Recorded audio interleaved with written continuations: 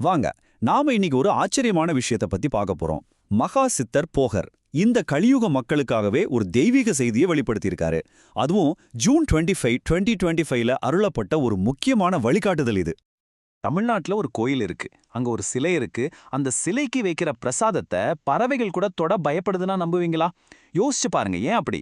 அப்படி என்ன ஒரு அபரிமிதமான சக்தி அந்த சிலைக்குள்ள ஒளிஞ்சிருக்கு? அதோட ரகசியம் என்ன? இந்த கேள்விதான் நாம பார்க்க போற எல்லா விஷயங்களுக்கும் ஒரு திறவுகோல். மகா சித்தர் போகரோட அருள்வாக்கு தான் நமக்கு வழிகாட்ட போகுது. சரி, அந்த மர்மத்தை அவிழ்க்கணும்னா நாம முதல்ல அந்த அதிசயமான சிலைய பத்தியும் அதை உருவாக்குன அந்த மகா சித்தரை பத்தியும் தெரிஞ்சுக்கணும், இல்லையா? முதல்ல ஒன்னு புரிஞ்சுக்கோங்க, இது சாதாரண கல்லுல செஞ்ச சிலை கிடையாது. மகா சித்தர் போகர் 9 விதமான பயங்கர சக்தி வாய்ந்த விஷங்களை ஒன்னா கலந்து அதை ஒரு தெய்வீக அமுதமா மாத்தி இந்த பைரவர் சிலையை வடிச்சிருக்காரு. அதனாலதான் இதுக்கு பேரு நவபாஷான பைரவர். இந்த சிலையோட மர்மம் இதோட முடியல, இன்னும் ஆழமா போகுது. இங்க அபிஷேகம் பண்ற தீர்த்தத்தையோ வைக்கிற பிரசாதத்தையோ யாருக்குமே கொடுக்க மாட்டாங்க. ஏன்னா அதோட சக்திய சாதாரண மனுஷ உடம்பால தாங்கிக்க முடியாது. அது மட்டும் இல்ல, ஒரு ஆச்சரியமான விஷயம் என்னன்னா, தீபாராதனை காட்டும்போது மட்டும் இந்த பைரவர் முகத்துக்குள்ளேயே முருகனோட இன்னொரு முகம் தெரியுமா?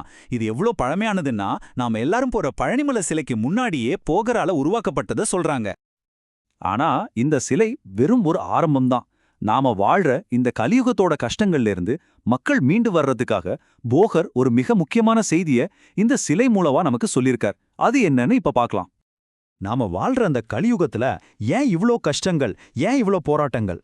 போகர் இதுக்கு தெளிவான ஒரு விளக்கத்தை தர்றாரு. தலைமுறை தலைமுறையா நாம சுமந்துட்டு வர்ற கர்ம வினைகள் தான் அதுக்கு காரணம்னு சொல்றாரு. நல்லது பண்ணலான்னு போனா கூட ஏதோ ஒண்ணு நம்மள பின்னுக்கு இழுக்குது இல்லையா? அந்த மாதிரி ஒரு உணர்வு, ஒரு குழப்பம், இது எல்லாத்தையும் குறிப்பிட்டு இதுக்கான தீர்வை சொல்லத்தான் அவர் வந்திருக்காரு.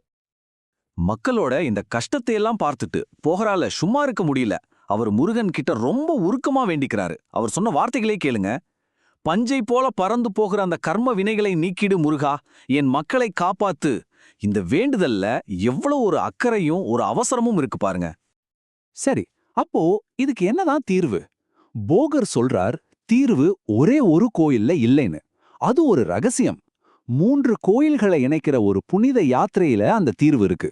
அதுவும் சாக்ஷாத் முருகப்பெருமானே வகுத்து கொடுத்த ஒரு தெய்வீக சுற்று அது. இது ஏதோ மனுஷங்க அவங்க இஷ்டத்துக்கு உருவாக்குன யாத்திரை கிடையாது. சாட்சாத் முருகப்பெருமானே இந்த கலியுகத்துல மக்கள் தங்களோட கர்ம வினைகளிலிருந்து வெளியே வர்றதுக்காக அருளின ஒரு புனிதமான பாதை. இது ஒரு தெய்வீக திறவுகோல். இந்த புனிதமான சுற்றுக்குன்னு ஒரு வரிசை முறை இருக்கு. அத மாத்தவே கூடாது. முதல்ல பிள்ளையார்பட்டிக்கு போய் கற்பக விநாயகரை வணங்கி நம்ம பயணத்துல வர்ற எல்லா தடைகளையும் நீக்கணும். 2வதா பட்டமங்கலம் போய் அங்க இருக்கிற குரு பகவான் தட்சிணாமூர்த்தியையும் அன்னை பராசக்தியையும் வணங்கி ஞானத்தையும் அருளையும் வாங்கிக்கணும். கடைசிதா கண்டிரமாணிக்கம் வந்து இந்த நவபாஷான பைரவரை தரிசனம் செய்யும் போதுதான் முருகனோட முழுமையான அருள் நமக்கு கிடைக்குது. இந்த வரிசை ரொம்ப ரொம்ப முக்கியம்.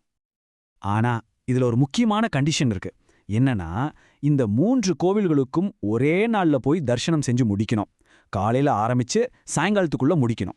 அப்போதான் அந்த தெய்வீக சக்தி வட்டம் போல முழுமையா செயல்பட்டு அந்த சுழற்சி பூர்த்தியாகும்னு சொல்லப்படுது.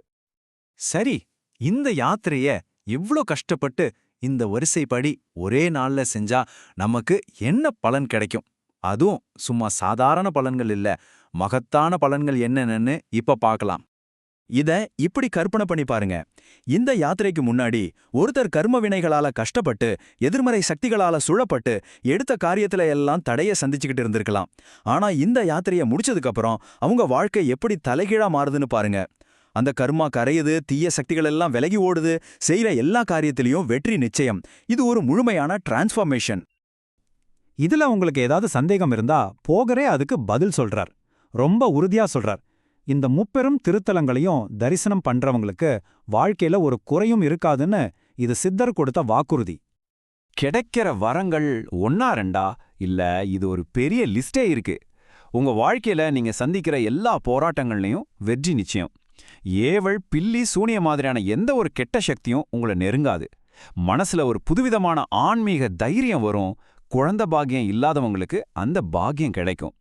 இதெல்லாத்தையும் விட முக்கியமா, கைலாயத்துல போய் முருகனையே நேர்ல தரிசனம் செஞ்சா என்ன புண்ணியம் கிடைக்குமோ அந்த புண்ணியம் கிடைக்கும்னு போகர் சொல்றார்.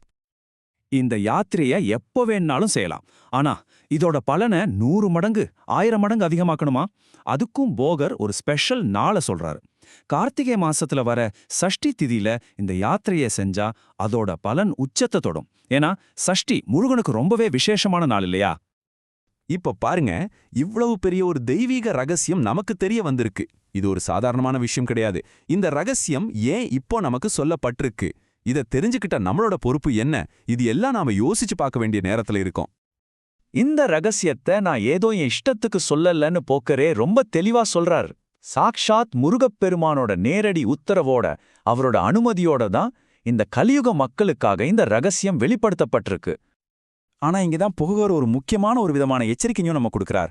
அவர் என்ன சொல்றாருன்னா, இதை அறிந்தும் நீங்கள் செயல்படவில்லை என்றால் அது உங்களுக்கு பாவமாகிவிடும். யோசிச்சு பாருங்க, ஒரு நோய்க்கு மருந்து தெரிஞ்சும் அதை சாப்பிடாம இருந்தா எப்படி? அது மாதிரி ஒரு தீர்வு தெரிஞ்சும் அதை செய்யாம இருக்கிறது நமக்கு நாமே செஞ்சுக்கிற ஒரு பெரிய தவறுன்னு அவர் சொல்றார். அப்போ சுருக்கமா சொல்லணும்னா என்ன? நம்ம வாழ்க்கையில கண்ணுக்கு தெரியாம நம்மள தாக்குற எதிர்மறை சக்திகளையும் நம்மள கட்டி போட்டிருக்கிற கர்ம வினைகளையும் ஜெயிக்கிறதுக்கு இந்த 3 கோயில் யாத்திரைங்கிறது ஒரு பிராக்டிக்கலாம சக்தி வாய்ந்த ஆயுதமா நமக்கு கொடுக்கப்பட்டிருக்கு. மகாசித்தர் போகர் நமக்கு ஒரு புனிதமான வரைபடத்தையே போட்டு கொடுத்துட்டார். இனி அந்த பாதையில நடக்கிறதும் நடக்காததும் நம்ம கையில தான் இருக்கு. இப்போ கேள்வி இதுதான், இந்த புனித வரைபடத்தை நீங்க பின்பற்ற போறீங்களா?